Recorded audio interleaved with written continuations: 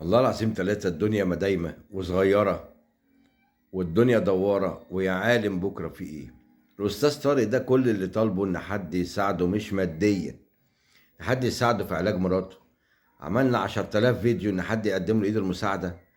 مفيش ولا دكتور ولا مستشفى ولا وزارة الصحة ولا أي حد.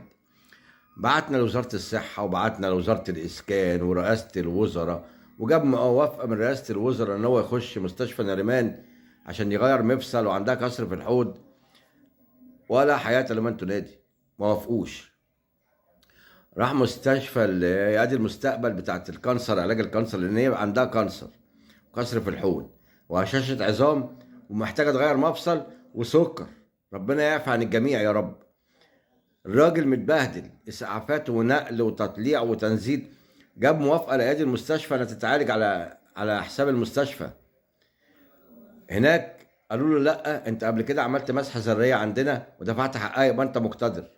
قال لهم انا مش مقتدر، انا راجل شغال في شغله، يعني في قطاع خاص، والفلوس عندي خلصت خلاص، ما عنديش من كتر العلاجات، انا بقالي كام شهر عمال ادفع، فمحتاج اعمل لها المسح اللي هو الاشعاع ده عندكم، تتعالج عندكم. قالوا لا، احنا هنعالجك بنص الثمن.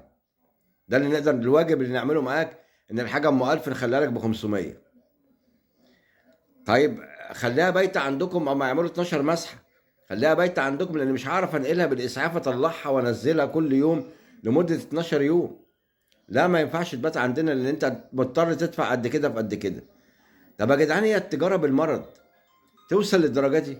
يعني انت ما تتاجر بالمرض توصل ان انا ما اعرفش اعالج مراتي، ان ما فيش حد متدخل الراجل ده يعالج مراته، ان الراجل ده مراته بتموت قدامه وعندها 30 الف نوع امراض، يعني الكانسر كفايه، ربنا يعفى عن الجميع يا رب، وهشاشة عظام وكسر في الحوض والمفصل متنيل وعايز يتغير، وسكر مرتفع، والدنيا بايظه.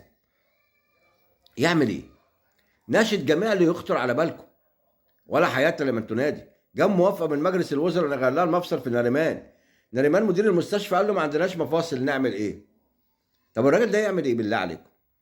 طب يعني اي حد يقدر يساعد يا جماعة، يعرف حد في وزارة الصحة، يعرف دكتور اللواء اللي ماسك مستشفى ادي المستقبل، حد في ناريمان يحاول يساعد الراجل ده. هو احنا ما بنساعدش الا الناس الهاي اللي تعرف تعمل ترندات؟ طب الراجل ده ما يعرفش يعمل ترند، يعمل ايه؟ يقعد يستنى قضاء ربنا انها تموت؟ يعني الدولة تنظر بعين الرحمة للناس الغلابة اللي ما عندهاش وسايط، اللي ما تعرفش توصل للناس اللي فوق، ولا تعرف تكلم عمرو اديب ولا احمد موسى. يا ريت الناس اللي تعرف توصل صوت الراجل ده للناس دي توصلها، لان الراجل ده خلاص جاب اخره. يا رب حد يبقى في قلبه رحمة ويسمع، يتوب علينا ربنا.